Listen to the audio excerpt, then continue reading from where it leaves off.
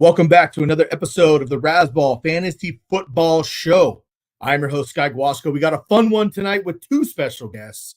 Very excited to break down our bold predictions and crazy calls for the year 2023. We got draft week underway. It is Labor Day weekend. It is crunch time, folks. Let's have some fun on this week's Razzball Fantasy Football Show.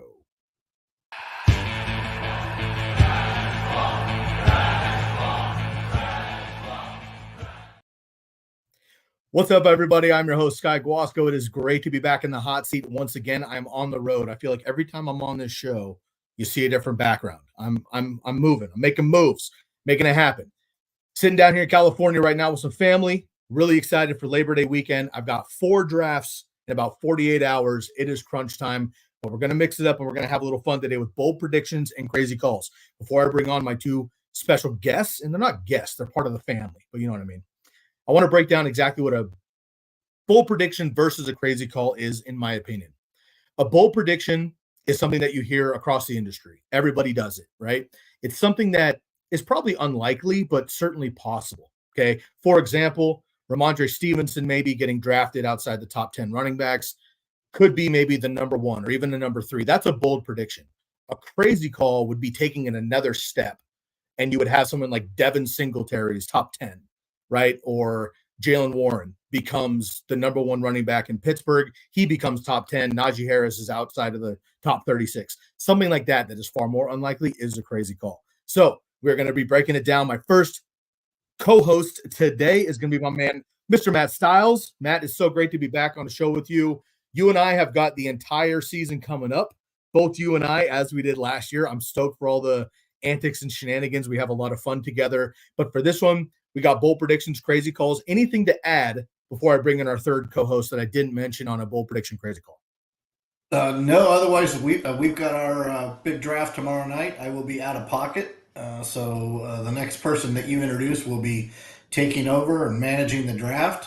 Hopefully our opponents are listening in, and that'll strike fear into the other 11 owners. So I'm ready to go. I'm excited for next Sunday, right? Our first Sunday show. Starts, sits, kickers, defenses, punters. Let's go. Bocce players, everything. Let's talk about it. Let's go. I absolutely love it. Well, perfect segue. Let's bring in Derek. Derek, so great to have you on board as well. We got the rare trifecta here for Razzball. I'm going to put you guys up in the top boxes there to really get it going here. Very excited, Derek. We are gearing up for the Sunday live shows. The 3 of us and Bob, Gladys, a lot of other people are going to be roaming in and out. It is draft season, man. I know you guys have a big draft coming up. When you were creating your list of bold predictions and crazy calls, what was maybe a differentiator for you personally that separated a decision from bold prediction to going a little bit further with a crazy call? Yeah. Well, first of all, thanks for having me on. Appreciate this. It's going to be fun with the 3 of us here. Bold predictions. Just like you mentioned. These things could happen. Ball bounces this way. You get an injury this way, and someone you handcuff or someone you don't plan, they become one of the top guys. I mean, you can't predict that, but we do all we can to try to plan for it. So I've got a few that I think they may be bold, but they might be somewhat realistic. But then as far as those crazy calls, I think you're gonna like one of mine, Sky. To be honest with you, but it's crazy. So, but I'll give you a little hint that's coming. Jordan Mason as an RB1 works for me, right? Like that's music to my ears. I assume you have Ronnie Bell's probably in your top 24 wide receivers. I mean, any of that makes sense for me, man. I'm very happy about it. All right, without any further ado, the boss is out of the office. He's letting the kids run the playground. We're very excited for this. Once again, Matt Stiles, you can find him on Twitter at Stiles08. Derek, of course, Derek_Favret. And my name's Sky Guasco, SkyGuasco. Everything Razzball. You can find it Razzball Fantasy, certainly on the Twitter sphere. Right here on YouTube, of course. Make sure to smash that bell. Make sure to subscribe if you haven't already. And leave a comment of your favorite bold predictions and crazy calls. And also, make sure to spread the word for us, folks. We do have the Sunday live show. Matt alluded to it already, but it is so fun. We're on deck 3 hours before kickoff. Bob and I are West Coasters. That's 7 a.m., folks. We will be up, ready to go. Coffee in hand. We'll be ready to go for you pregame. All your start-sit questions, injury reports, weather reports, kicking analysis, defenses, what have you, will be ready for you. So every Sunday, starting this week, we'll be ready for you. So make sure to tune in right here. And, of course, hit that podcast for those of you on the go. All right, boys, we got a lot to get into for our bold predictions and crazy calls. Stiles, I'm going to let you kick it off here, man. What is your first bold prediction for 2023? But for me, I think we ease into it, right? It's a first date. Let's go ahead and get an appetizer first, right? We don't need to go. We don't need to be rounding first, heading to second yet. So for me, outside the top, who are the 5 running backs that are going at the top, right? Christian McCaffrey. Who else? Austin Eckler, Bijan Robinson, Saquon. Yep. So kind of sneaking up the draft board a little bit is Nick Chubb. My first bold prediction is the running back 1 at the end of this season is Nick Chubb. No more Kareem Hunt. It should be a better offense with a year under Deshaun Watson's belt. No more 8-man fronts because Watson can throw better than the Brissetts of the world. So I'm looking for Nick Chubb to come out and own the running back 1 title for 2023. I love that. And for semantics, are we talking all formats here, or is it strict for like half and full? Because with guys like Nick Chubb, J.K. Dobbins, Derrick Henry, we always kind of make the caveat like, yeah, number 1, but not in PPR. Like, do you actually think he takes a step in PPR also? Yeah, he proved last year that he can catch the football. He's not going to reel in 50 passes or 50 catches, but I think that he's going to do what he needs to do. And here's the thing that people seem to forget. Derrick Henry does it too. Nick Chubb does not come off the field in wins or losses or the fourth quarter. The guy plays the entire football game, and he gets stronger as defenses get tired. So you pick a format, I'll take Nick Chubb as the 5th running back off the board. Chubb's my man. I love it. Derek, thoughts? Yeah, I absolutely love that pick. In fact, I'll even go and say that's not as bold as maybe we think, because I agree with Matt. I think Chubb outplays. He did say it was a first date, so I'll give him that. It's a little like introduction. Yeah, so he is easing in, but yeah, no, I could easily see a scenario where he outplays the running backs that are being drafted in front of him in any format, and especially the standard formats. But for the reasons that Matt said as well, even in a PPR, I'm not scared of him at all. So I absolutely love that pick. And if I get to anchor my running back room with Chubb, I'm a very happy guy. Yeah, and most of the time going in the second round. So most likely you've already got a stud wide receiver, or you've got a Bijan, Saquon, CMC, Eckler, Henry, whatever, and Nick Chubb. I mean, that's absolutely stellar. So, of course, getting the bump in the standard and half PPR. But Stiles, I love it. Nick Chubb, number 1 overall running back, not an RB1, the number 1 overall first bowl prediction from Stiles. I love it. Derek, what's yours? Yeah, so I'll stay in the running back category, and I'm going to say Austin Eckler is outside the top 20 in all formats. Austin Eckler outside the top 20 running backs in all formats. Derek better be wrong. We're all hoping Derek is way off on this. But you have reasoning. Give it to us. Yeah, I just I see that that Sandy or the Charger offense, they can spread the ball around. They're going to open it up more. They've got some proving running backs behind them as well. I just don't see that they have to rely on Eckler as much as they did last year. I mean, he was the guy, frankly. You need to move the ball. You give it to Eckler. You need to loosen up the linebackers. Swing past to Eckler just to break it up a little bit, or you need to give some room for your wide receivers. You get Eckler out there. So they relied so heavily on him. I don't have his target numbers and snap count numbers in front of me, but it was very high, and he just had the ball all the time. And I just don't see that game plan forming the same way this year. I just don't. And so I think his ADP certainly reflects last year's output. I just don't think he can live up to that. And in fact, there's enough talented running backs, young running backs, as we know, but even some of the or right now maybe second tier running backs that are going to have to step up. And I see so many other opportunities where other running backs can be ahead of Eckler at the end of the year. Boy. And again, we're trying to go both ways here with the bold predictions, right? Both positive and negative. This would be major.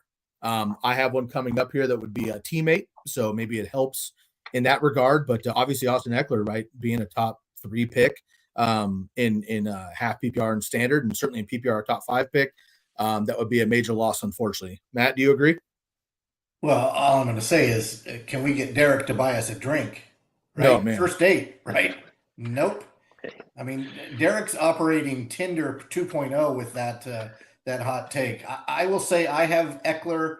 Part of my analysis and Chubb being number 1 overall is that Eckler has to drop. I think he will. I don't know that he'll be outside the top 20. But I mean, if we're going to go bold, let's go bold. So I'm behind it. I just don't think I'm that far down the list at 20. Maybe outside the top 8, maybe outside the top 10. But I think that's a gutsy way to come out of the blocks. Yeah, I totally agree. And without an injury, I just don't understand. I don't see how he wouldn't get the workload, especially in the passing game. However, so many weapons for the Chargers. And we say it every year, but then they kind of drop throughout, Keenan Allen, Mike Williams, Eckler himself. So if they can stay healthy, everybody, maybe it dwindles a little bit, but in full PPR, he just seems like such a workload. But we'll see what happens there. I'm going to stick with the running back as well, since you guys went 2 for 2 on RBs. I'm going to keep it going here. My first bold prediction, and maybe this is closer to a crazy call, depending on how you feel about this particular player. But I'm going to go with J.K. Dobbins as a top 5 running back. Nick Chubb being number 1, Austin Eckler falling out of the top 20, and J.K. Dobbins taking a massive leap into the top 5. Now, again, folks, I'm not ranking it this way. I'm not expecting this to happen. This is a bold prediction. But when I think about the Ravens' new scheme with Todd Monken coming from Georgia, right? Now, it's a college team. I get it. We don't like, my boy Chip Kelly, let's just say, didn't do so hot multiple times in the NFL after demolishing college football for a decade, right? It doesn't always go apples to apples. However, Todd Monken actually was quite successful with 2 different teams, 2 different offenses and skill sets before he went to Georgia. So in 2019, he was with Nick Chubb when he led the NFL with 1,500 rushing yards and 8 touchdowns. Similar running back, doesn't catch a lot of passes necessarily, but great pure runner. Okay, Nick Chubb coming off an injury in college, came back 1,500 yards and 8 touchdowns. The next 2 years, he was with the Buccaneers with Fitzmagic and Jameis Winston. Those guys went out and set the league on fire with the best passing offense in Tampa those next 2 years, right? So I could see the Ravens coming in, getting out of the Stone Age with Greg Roman, right? Who run. Yeah, that's great for the touches, but it's not great for the dynamic offensive scheme scaring anybody. So instead, I think it's going to be a lot of Lamar Jackson, a lot of opening up the field with, Zay Flowers. Bateman's back, obviously Andrews, and Odell Beckham is in town. So they're going to have to pull back a little bit. Then the threat of Lamar as well. I think J.K. Dobbins is going to have a lot of open lanes. There's seemingly no contest there except for Gus Edwards mixing it up. And he can catch passes. He just hasn't been asked to. Right now, I have J.K. Dobbins as my 13th overall running back. I'm by far the highest I've seen in the industry. I just think he's a great runner. 2 years removed from his ACL. I like that a lot. So my bold prediction, sticking in the running back category, J.K. Dobbins, top 5 running back. And yes, I will take all formats. Derek, thoughts? Yeah, I can see that happening, for a lot of the reasons you said. Of course, it just depends on his health. That's really, the question mark on him right now. But if he stays healthy, he has the talent. In fact, we were talking about Nick Chubb a few minutes ago, and I see J.K. Dobbins as Chubb light. Frankly, he can really develop into the same type of running back that Chubb is, but he needs opportunity and needs health. And if he does that, then definitely he'll be higher than his ADP right now. And top 5, well, we'll see. That's great for the Ravens if they've got a top 5 running back. With the rest of the weapons they have, the Ravens are going to be a strong team to beat. But I like it. I like J.K. Dobbins this year. Well, I think you tried to sell me on it, and you were heading in that direction, and then I remembered it's J.K. Dobbins that you're talking about. I don't know how much tread is left on the injury tire, right? He's scary to draft because of what you both said. He's 2 years removed, but you saw all kinds of nicks and dings and issues last year. Lamar being unhealthy did not help anything in that offense. In fact, it made Andrews look sub tight end, right? He just did not look good at either. I think a healthy Lamar makes everybody on that offense better. So maybe J.K. Dobbins moves up from where he should be and where he is currently on the ADP. But I will tell you that I've got Chubb, I've got Eckler, I've got Bijan, I have Derrick Henry, I have Christian McCaffrey all above him at the end of the season. So I don't see him finishing top 5. I'd like to give you a nod and give you a top 10 or 12, but I don't see him finish above those 5 names. Okay. And again, a lot of time, again, the injury is the only concern with J.K. Dobbins, in my opinion. The offense is going to be much better. They're going to be more fluid. They're going to run the ball better. They're going to pass the ball better. They're going to score more points. Lamar being healthy, I think, helps. I agree with you. Last year, he came out prematurely, missed time. Then he came back prematurely, got re-injured, missed more time, came back. When he did come back, he was the 4th running back in fantasy for 4 weeks. I know it's a small sample size, but he finally kind of got over the hump down the stretch, and they obviously faded out without Lamar Jackson. But we saw a potential breakout coming 2 years ago before he got hurt. I think it happens now. That's my bold prediction. Stiles, you're back up, man. Let's go round 2 here with your second bold prediction. So I've tagged my latest article, which is fade Travis Kelce as tight end 1 and to draft him in the first round. I'm sticking by that, and I'm telling you that the tight end 1 to end this season, all formats, is Darren Waller. It won't be close. I think Kelce at 34, the fact that people are going to have to pay him more attention. Now, he's a cheat code, so he's going to get his. Mahomes has some additional healthy options, and I think that Andy Reid is going to game plan to get other people involved, knowing and understanding that Kelce is going to be the focus for every other defense that they come up against. And if you watched any of the preseason, if you listened to any of the talk from Daboll and Daniel Jones and looked at Waller's consistency in the preseason, which obviously doesn't always translate, that's your tight end 1 to end the season. Again, all formats. Daniel Jones is going to throw to him 400 times a game if they have that many snaps. I'm gonna save my comments to later. How about that little sneak peek? I'll save my comments to later. Derek? Well, we didn't share these bold takes. So my bold take here in the tight end was that Kelce was not going to be the top tight end. And I shared that actually with you guys, I think a couple of weeks ago. We were in a draft together, and I made that prediction. But yeah, he's being drafted in the first round, and for all the reasons I totally understand. But I just don't see him paying that value. And in fact, I would surprise me if he was 3rd or maybe even 4th. I have, as Matt does, I have Waller as potentially the top tight end of the year. So Matt and I are in lockstep on this one. Wow. Okay. I mean, that's great. I still have him at number 4. I don't disagree that this could be possible. Again, I'll keep reiterating. These are not rankings. These are not what we're expecting to happen. These are bold predictions. I can absolutely see this happening. We watched one drive of a preseason game, which absolutely tells me he's going to have 150 targets.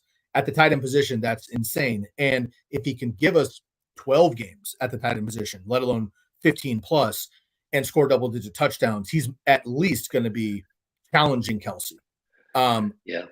It's not the Chiefs, but that offense is going to be, I think, focused because unlike the Chiefs, there's a lot of options, but nobody's amazing. There's not a lot of options either outside of Saquon Barkley with the Giants, and I just see that offense pummeling him as well. Derek, go ahead. Yeah, I was just going to say, add on, let's not forget Kelce turns 34 next month.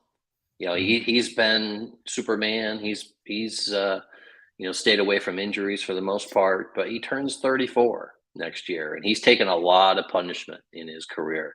One of these years, we always said it with Brady. One of these years, he's going to break down. Is this the year? I don't know. Maybe not. But the years are numbered. Let's just put it that way. And it would surprise me if this is the year. Yeah. And remember, in New York, if you have 17 wide receivers, it means you have 0 wide receivers. Yeah. So if you go into your home draft put down 2 beers and say to the guy across from you can have both of these if you name that many receivers on the Giants. Give him 3 seconds. Maybe he comes up with Wan'Dale Robinson or Jalen Hyatt, but at the end of that, he's done at that point. So, yeah, it's not happening. They have too many receivers to have anybody that's worth being a receiver. Yeah, if he doesn't come up with Paris Campbell and formerly Cole Beasley, I don't want to hear it. You know what I mean? So I got you. I got you. I like Darren Waller a lot. Again, just like J.K. Dobbins, we know the talent's there. If he can stay healthy, I love it a lot. I like this offense to take a big step in that division and also kind of in fantasy football in general. And again, I have more to add in just a little bit. I'll go with my second, bold prediction. And this one is a bit of a homer pick. No surprise to the panel here. My next two really wouldn't be a surprise to you guys, but I just want to put them out there. I'll go with the first one, which is Justin Herbert is the quarterback 1. I don't think that's even much of a bold prediction, although I think the common fan is just brainwashed, and rightfully so. I'll give him this. With the Mahomes, the Allen, Lamar, Hurts, like I get all that. And rightfully so. All those guys have proven it. They've been balled out, whatever. Justin Herbert, and if maybe this happens and Eckler falls out, who knows? But Justin Herbert last year basically broke his ribs in week 2, played to the remainder of the season, was still QB 10. Felt like a loss because he was drafted in the top 3 quarterbacks behind basically Josh Allen and maybe Patrick Mahomes, depending on your league. So the anticipation of what could have happened with the Chargers and what did happen, I think left people a sour taste in their mouth. But again, he didn't fall off the map. He wasn't QB 30 or he didn't play half the season. He played every game and he was just down QB 10, which I know is a loss, but nonetheless. He gets another weapon, Quentin Johnson. He gets Allen back for now. Mike Williams back for now. Still has Eckler, right? And not only that, but most importantly for me, he's getting in Kellen Moore, who comes over from Dallas. Kellen Moore and Justin Herbert actually already know each other. They actually did a local commercial here in Eugene together for a car dealership. It's really painfully awkward. They're both horrendous actors at all. But nonetheless, they've known each other for a good 5 years. And that rapport matters. Bob talks it all the time. Continuity. When quarterbacks specifically go to another coaching staff in a new system, it could be a little washy for about a year. It's a new system, but it's not a new person, right? They know each other already, which I think helps a lot. Last year, the Chargers had the 12th most plays per game and pace of offense. The Cowboys, where Kellen Moore was last year, were number 4, right? If you go apples to apples, Dak Prescott versus Justin Herbert, nobody outside of Dallas is going to mention Dak Prescott over him. And if you go down the line, CeeDee Lamb is probably the only one that probably gets an edge maybe over Keenan Allen, right? If you go head to head. So Herbert's got better weapons all across the board there. He's got a firepower division where you're going to have to score to keep up, obviously, and we know what he can do there, right?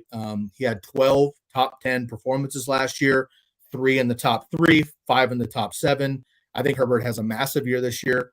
I'll go outside of fantasy and say that he also wins the MVP.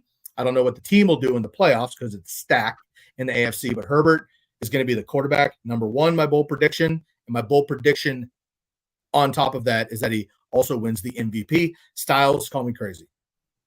I'm not going to. Derek, do you remember having a discussion before this podcast started? And we were talking about that quarterback, that one we were kind of looking at, but we couldn't remember the name. I think we have the name. Yeah, let's go. I'm with Sky. If I don't get a full running quarterback, which I'm not a fan, we don't even have to discuss the name that I won't discuss. Maybe that's our guy, Derek. And with the league that we have coming up, I think our plan with him as quarterback 1 on our roster is exactly what we want to see. So, no, Sky, you're not crazy. I'm with you. I'm in the backpack on the bandwagon. Let's go, Derek. Yeah, I mean, if he's going to ascend to number 1, I mean, this is a quarterback who, averages 2, maybe 3 rushing attempts per game last year. Maybe partially it was because of the cracked ribs, like you said, but it's just not his game. So if he's going to ascend to that, it's going to be because of his arm, which means, like you said, Keenan Allen, Mike Williams, Quentin Johnson, Joshua Palmer even. But, that also brings up Gerald Everett. And so if Justin Herbert ascends to that or even close, then that means it's a big season for Everett, and I'm here for that. So that would be fun. It would be fun to see the Chargers in a high-powered offense playing, going into Kansas City, hosting Kansas City, and some of those other AFC teams in the playoffs. They would be a tough out for sure. So that would be interesting. And again, it feels like a bit of a punch in the ribs, if you will, to fantasy drafters last year. Herbert ended QB2 2 years ago, drafted as a QB 2.5. He threw for 4,700 yards, guys, and we're upset about it. The dude had a broken rib and almost threw for 5,000 yards. Also, as a rookie, he rushed for 5 touchdowns. The second year, he rushed for 3 touchdowns. Last year, let's let Eckler do the dirty work because I have a broken rib. No, thank you. Right? Makes sense. Herbert, and nobody knows him like I do it at the Ducks. I get it's a homer pick. He ran a lot in college, right? Watch him like Rose Bowl tape. He basically single-handedly won the game in the Rose Bowl on the ground. So he can run. I think he didn't last year like Burrow didn't year coming back because he wanted to stay safe in that pocket. So big year for Herbert. I'm excited about it. Stiles, let's kick out round 3 for our bold predictions before we get into the crazy calls. All right, so we're warming up a little bit, right? We got a couple drinks in us. Now we're going to try to figure out what club am I going to take her. Can I get a better understanding of this date here? Like, where are you taking us? Is fine dining, maybe a food truck? We're kind of on the go. What are we brewery? Like, what's the vibe here? We haven't decided, right? We're just kind of hanging out, and we're gonna, as the night goes, the predictions and the crazy calls will determine where we end up at 2:30, right? It's perfect. So right now, I'm going to tell you that we've stopped drinking beer, right? That we're about to. Here come the 2 tequila shots in one bold prediction. Oh boy! Top 12 quarterback to end the season, Baker Mayfield. Oh man, Baker Mayfield. Oh, I remember Baker Mayfield. That's right. Right? They have nothing to lose in Tampa Bay. They're going to be atrocious. They're in a soft division in which only the Saints will play defense. The Saints are going to give them 2 really tough games. They're probably going to blow them out. But blow out the Bucs all you want because Baker Mayfield has no memory of the 3 interceptions he threw in the first half. He is going to continue to throw and throw and throw. And guess what? Rachaad White can catch the ball out of the backfield and can make people miss. But remember, Tom Brady could not move. He had 0 mobility. He had a great arm, significantly better accuracy than Baker does. And I would never compare the two. Only that pocket passers have Chris Godwin and Mike Evans. They're going to be relatively successful in the fantasy game. There's some quarterbacks that are going to fall off. There's some quarterbacks that are being drafted too high. There's at least 1 or 2 in the top 12 right now that are going to get dinged, or they're going to miss time, or they're going to sit for whatever reason. There is no reason to believe that kid is not going to chuck the football 40 to 50 times a game. Godwin and Evans being the recipients of most of that. So I throw him in my top 12. His stats are going to be horrendous, except for those people that play fantasy football, right? Because if you're in a league that doesn't discount interceptions or fumbles, why not a guy that's going to throw all day? Yeah. Derek, you go first. Man, I think he just answered your question, Sky. He's trying to sell off a Waffle House steak as a Ruth Chris filet mignon. This date's over. They're not going to be a second date after this. That was awful. Was this is like an accidental swipe, right? This like, I might as well take him out. I feel bad about it. Like let's here's the deal. She bought the tequila. I didn't even pay for the tequila. She bought it. Oh my goodness. Yeah, that offensive line in Tampa still bad. He'll be lucky if he's still standing at the end of the season. I think that's going to be the bold prediction, that he's still in there taking snaps in week 17. Yeah, fair. Matt, so first of all, I would have to say this is definitely a crazy call to me. A bold prediction would be like Baker, has 3,000 passing yards or something, like basic. Not even the case. I mean, obviously he's been kind of whatever the last couple of years. Last year, 12 games, 2,100 yards, 10 touchdowns, 8 picks. The year before that, 3,000 yards, 17 touchdowns, 13 picks. I don't see it happening. Also, I didn't put these in there because these are more like NFL things. but I just have a weird like sixth sense with like trades and stuff like that. Mike Evans or Chris Godwin, I 100% are getting traded, maybe both of them halfway through this season. And when that happens, that's even worse for Baker Mayfield. Rashad White could be fun, but like they got to see what's up with Kyle Trask. They put that risk in as well. There's just no help in Tampa. I'm concerned. And also, I have to push back a little bit on the defenses. Yes, the Saints, I think, have the best one. Falcons had no chance because they had no offense last year, unfortunately. But Carolina is building a young, solid unit, I think, down there personally. So I think he's going to have more trouble than not. And yes, he's got a little D-gaff, which is nice. Us Jay Cutler fans and Jameis Winston fans love a little YOLO ball in the second half.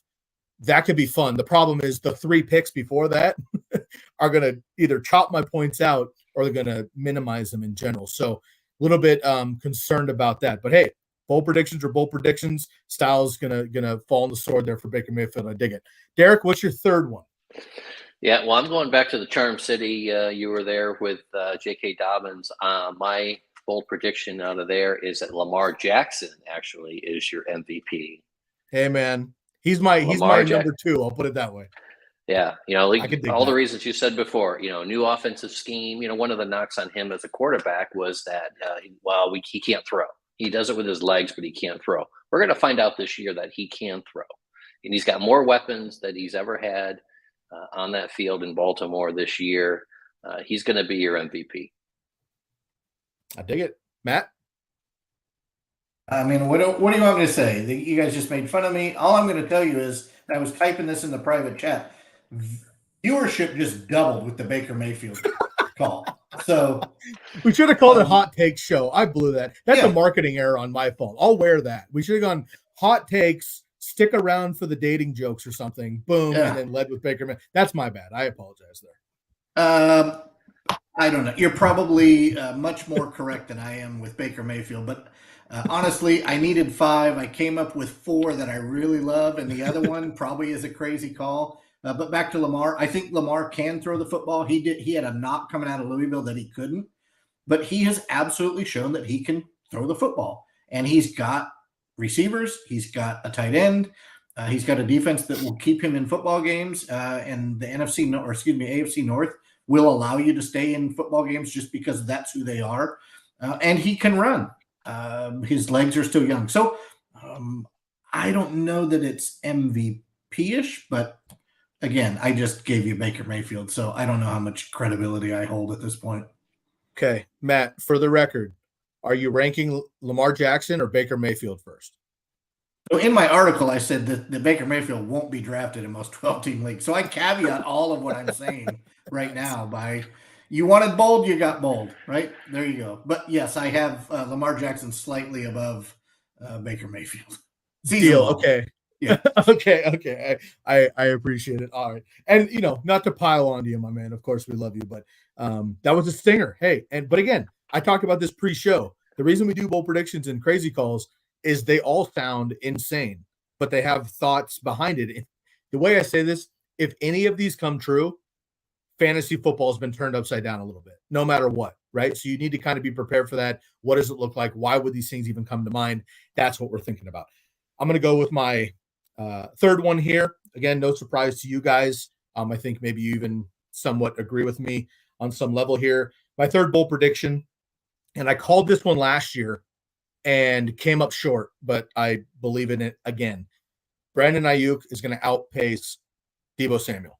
I 100% believe if Deebo Samuel didn't run the ball the way that he does, obviously it matters, and it matters for fantasy football. I totally get that. If he didn't, though, and they just had 90 targets apiece, strictly wide receiver targets, Brandon Ayuk would smoke Deebo Samuel. Just my opinion. Yards after catch, actually better, right? Higher touchdown ratio, doubles him, almost triples him in 20-plus yard receptions. ADOT, right? There was that insane stat 2 years ago when Deebo was like the second wide receiver in fantasy football or whatever, but his ADOT was like negative 0.2 or something because of all the screens and the end arounds and the rushing and all that kind of stuff. Brandon Ayuk was in the doghouse with Shanahan early because he couldn't pick up the complex scheme. That was a real thing. Burned his rookie year. It happened. He's out of it in a big way last year down the stretch, especially. He caught on with Brock Purdy down the stretch, especially. Deebo Samuel missed a number of games heading into the playoffs. Brandon Ayuk stepped in mightily and covered that in a big way. This doesn't even seem that bold to me. I'm a Niner fan. Like, I just pay attention to a lot of this stuff. I felt like this for 2 seasons. But to put it on the record and feel good about it, I legitimately believe that Brandon Ayuk will outpace Deebo Samuel. Last year, he was a wide receiver 15. He had career highs across the board. Deebo Samuel had 12 PPR points per game. Brandon Ayuk had 15. And again, down the stretch, Brandon Ayuk had 13 fantasy points. Deebo had 10. And he was tied with Justin Jefferson for the 4th most touchdowns in the NFL with 8. And again, he had the twice as many 20-yard receptions than Deebo Samuel last year. So I don't expect the 49er offense to be high-powered passing. But when they pass, and when they pass down the field, if it's not over the middle to George Kittle, then it's going to be down the sideline to Brandon Ayuk because they use Deebo in all these other ways. But I think I would rather pass on Deebo in the 3rd round, back at the 2nd, wait 3 rounds, and go Brandon Ayuk in the 5th, 6th, almost 7th round every single time. He gets a bump in half PPR more than PPR for me with those other receivers, but it's not even close for me. Brandon Ayuk is a screaming value, in my opinion, right now in drafts. Derek, thoughts? 1,000% agree. I'm passing on Deebo at 10 out of 10 times, and specifically targeting Ayuk 3 rounds later. Definitely. I 100% agree with you. Matt? Talk amongst yourselves for just a second. I'm going to give you some ADP right now. Okay. While you do that, hey, let's Matt, go ahead and gather all that. We'll come back to you in 1 second. Yep. Gerald, I want to jump in really quick here. We got a question. I know the screen's kind of funky. Sorry, everybody. Hang on with us here. Question of the group. Derek, we'll go to you first. Hey, guys, do you think Warren will take over Najee Harris? I talked about this kind of as a brief example of what a crazy call might be. I was being facetious and I was making it up on the spot. But there's a lot of hype here with Jaylen Warren. He's a big-time late-round pick for a lot of people, certainly a top-end handcuff, and making Najee truthers like myself a bit nervous this year. Derek, do you actually think – now this question is literally like, will Warren take over Najee Harris, like surpass him completely? That's definitely a bold prediction minimum. Do you think that happens, or do you think he just kind of cuts in a little bit more than we're wanting to if we're drafting Najee Harris? I really don't think it happens. I think Najee's going to have every chance whatsoever to take this job and run with it. He's shown if he can stay healthy, the job's his. I do like Warren. I've taken him a number of times, just in case, or even a 0 or running back, draft that I do. I do take Warren. I target him, for that reason. He will get his touches, but unless something happens, I do not see him taking over for Najee. I have Najee Harris as my RB16 in PPR, which I hate. I love the dude. I'm rooting for the guy. Great stories from the Bay. I'm rooting for him as a person in general. But I do think this will matter. Matt, why don't we help out Gerald first, and then we'll go into the ADP. What do you think about Najee?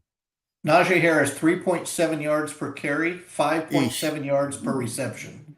Jaylen Warren will be the starter by week 12. Oh, week 12. So, Gerald, Matt straight up agrees with you. We'll put it that way. Yes, eventually Warren will take over there. So we'll see what happens. And look, again, maybe not necessarily fully pass on Najee, but if you draft Najee, reach, would you say, guys? I mean, reach is kind of relevant if you're in the 14th round anyway. But if you're getting Warren in, say, the 13th round, get him in the 10th. Yeah. Like, don't risk not getting him as your backup. You guys head nods? Yeah, exactly. Take him at least a round earlier than his ADP just to make sure that you handcuff him. Definitely. Yeah, I dig it. All right, Gerald, thanks so much for popping in. Anybody else that wants to jump in the chat? Well, we got a couple more here for our crazy calls. Please let us know. I would much appreciate it. Go ahead, Stiles, 23. That's how many picks after Deebo Samuel that Brandon Ayuk is currently going. So that's 2 rounds. That's a discount that you absolutely have to take. Now, mind you, like Derek said, if you want Ayuk because he's bubbling a little bit, right? People are talking a little bit more about him. You may have to take him before those 23 picks are up. But I can tell you this, Derek, how many picks between us at the turn? 23. There you go.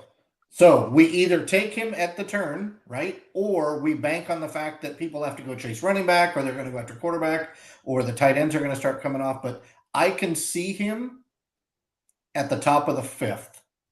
The 5-6 turn with Brandon Ayuk, and I will high five you all day because we have a plan for the other 4. I think maybe in the 4th it might be a little bit early. And right now he's going at pick 60. So, yep. And I was going to do a little. I was going to do a little ADP comparison here as well before we move on, guys. I'm going to ask you both the same question. Derek, I'll go with you first. Just straight up here, you can pick your format, whatever. Would you prefer Deebo Samuel and either Drake London, Christian Kirk, Mike Evans? Would you rather that pairing, Deebo Samuel, London, Williams, or Kirk, or would you rather, let's say, Calvin Ridley, Amari Cooper, Keenan Allen, and Brandon Ayuk? I like the latter.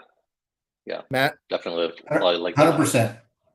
I'd rather take a chance on Ridley early, get Ayuk later, than bank my draft on Deebo Samuel and one of those other guys. Got it. All right. Matthew has also jumped in here. We got it. Hey, Matt comes into the chat. We go right to them. That's the rules on this program here. Matthew wants to know, love the content. Appreciate that. We're going to get to this question. Then we'll get into our crazy calls here. Everybody stand by. I have Dalvin Cook in quite a few leagues. How worried should I be with the news of Breece Hall might be ready for week 1? That is certainly possible. I don't know that he's going to get a full start, but he's maybe going to be a little bit more ramped up than we anticipated. Obviously, the Jets bring in Dalvin Cook, pay significant money for him. $7 million for a running back these days is almost like $20 million back in the day. I mean, it's a massive amount for a running back. And yes, Dalvin Cook might be past his prime, but he's certainly not cooked, if you will. I think he's going to have plenty of role in this offense here, which I know we're going to hear more about the Jets overall. So if one of you want to hold your comments for a second, just let me know, and you're welcome to. But Derek, what do you think about Dalvin Cook in general? Breece Hall, are you fading Dalvin? Are you okay drafting Breece Hall? Yeah, this is a good question, Matthew. I'm really not worried about Breece Hall being ready in week 1. There's nothing in my mind that tells me he's going to take a significant workload in week 1. It would just be absolutely insane for the Jets to give him a heavy workload in week 1. So, and that being said, how healthy is Dalvin? Is he ready for a full workload either? I don't think he is either. So I'm a little tepid on any of the Jets right now. But if you've got Dalvin Cook and you're playing him in week 1, you should play him with as much confidence as you can. I'm really not worried about Breece Hall. He might get 8 carries, maybe. 8 to 10 at the max. Yeah, I just don't see him having a heavy workload. Okay, fair. And Matt, I know that I want to kind of jump the gun here for sake of time. So why don't we get into one of your crazy calls? We're on number 4. Is that right? Yes. All right. So you've heard about the Cooper Kupp news, maybe? If not, I can give you a quick update on it. He's still in Minnesota. Yep, He's still getting this soft tissue looked at. That's frightening for a guy that makes as many cuts on turf as he does. I love Cooper Kupp. I know you do, Derek. I know you do as well.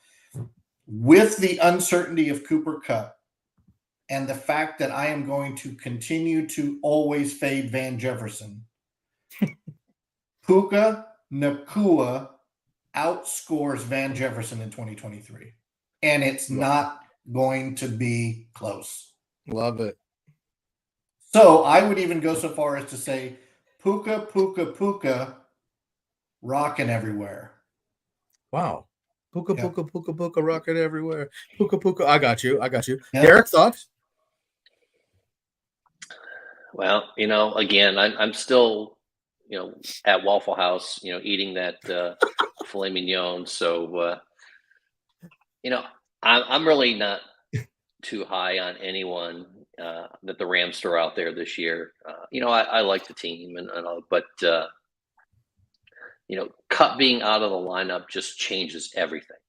And so I'm really just turned off in that whole Ram experience, on fantasy wise, to be honest with you. So Matt might be right. He might, be the guy that kind of rises to the top there for the Rams, but I'm staying away from him.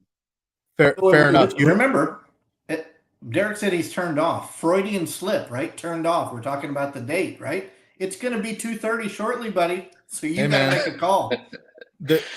Hey, hold on. Look, we're getting too fired up on this date situation. If we're at Waffle House, gentlemen, it's 24 hours. We're not even worried about 2:30 a.m. I'm sorry, we're just not. So take your time, make the right choices. You heard it here, folks. Derek is fading Tutu Atwell and the Rams offense. Tutu shade late in the program here. All right, we're low on time, boys. Let's crank these out. Derek, go ahead and give us your first crazy call. Yeah, first crazy call. So this time next year, we've got just take this year's draft into consideration. We got Justin Jefferson and Jamar Chase, clearly the top two. After that, we're talking, the likes of Hill, Diggs, healthy Cooper Kupp, or as our next tier running back, wide receiver. Next year at this time, George Pickens is going to be part of that conversation. Holy George Pickens is going to be a first round wide receiver next year. I like that.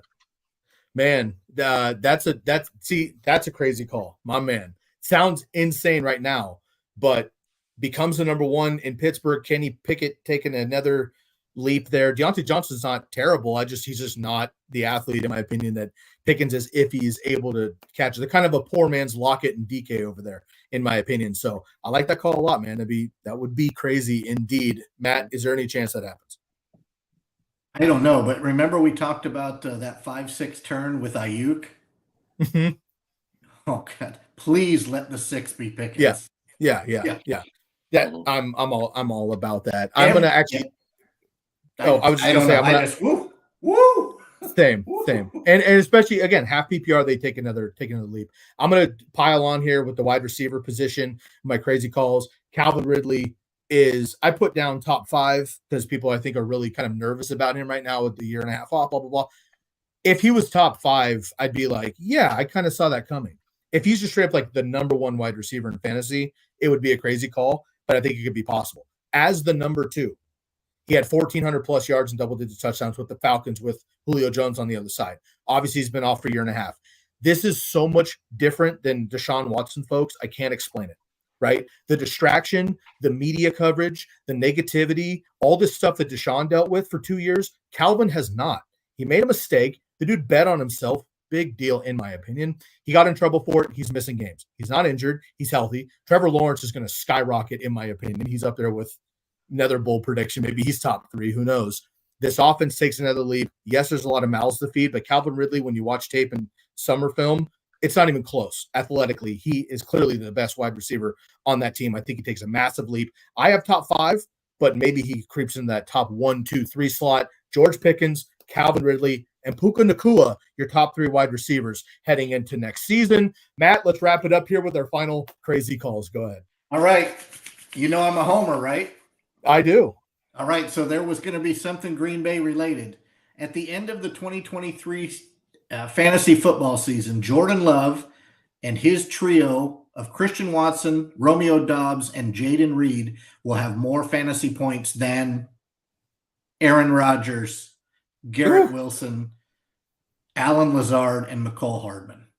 What about Devontae Adams when he's traded over there in Week 8? Well, I could just hit disconnect if that's what I mean. Is that what we're trying to do? Did you just call an Uber? Sky just called an Uber. He's out. Yeah, that's enough for me. Waffle House at 4 a.m. is where I draw the line. He's had enough hash browns tonight. Yeah, he's done. I did my fantasy punishment where I ate my 24 pancakes or whatever to get out of Waffle House. I've eaten the 24th. I'm on my way. I love it, man. Crazy call. Nobody counts on the Packers. No disrespect. Everybody's hyping up the Jets. Rightfully so on paper. You're the guy paying attention there. That would be amazing if it were to happen. We'll see. Derek, do you think that is even possible? I do think it's possible. Green Bay just seems to have the right combination for young quarterbacks. You sit them for a couple of years, they come in and they really play well. And he's got weapons there. There's no question about that. He's got young weapons. second string quarterback for all these years. Who's he been throwing to? He's been throwing to the number one receivers now. I mean, they already have the connection there. So I definitely think this is possible. Yeah, that's a great way to think about that. Bob brings it up a lot. Again, continuity, right? But we always see like, wow, how did the backup come in, and why was he so good with second tier wide receiver? Because they practice together.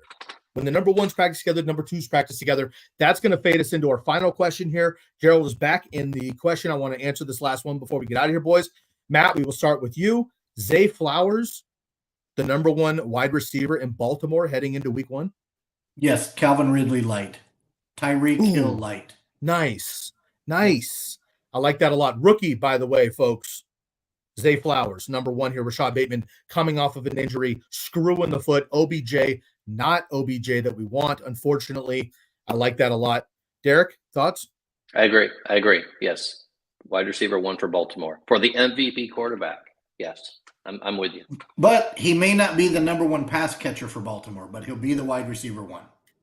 I like the caveat. Yep. Gentlemen, before we roll out of here, please, Matt, we'll start with you. Write down the list. Your couple bold predictions, your couple crazy calls. Rattle them off for us one more time so everybody can keep score at home. So we're going to avoid one of them because I looked like an idiot. So Baker Mayfield, top 12 quarterback. We're gonna just glance right over that. Nick Chubb, that one's the headliner. That's the headliner. Nick Chubb, running back 1. Darren Waller, tight end 1. Puka Nacua to outscore Van Jefferson, and the quadruple Green Bay: Love, Watson, Dobbs, and Jaden Reed will outscore Aaron Rodgers, Wilson, Lazard, and McCole Hardman. And by the way, scrambled bacon, egg, and cheese on Texas toast, hash brown, well done. With chocolate chips. Derek, go ahead. But I will split a waffle with my wife because I don't, I'm watching the carbs, obviously. Dude, it's week 1. We need to be tip-top shape right now. Derek, go ahead.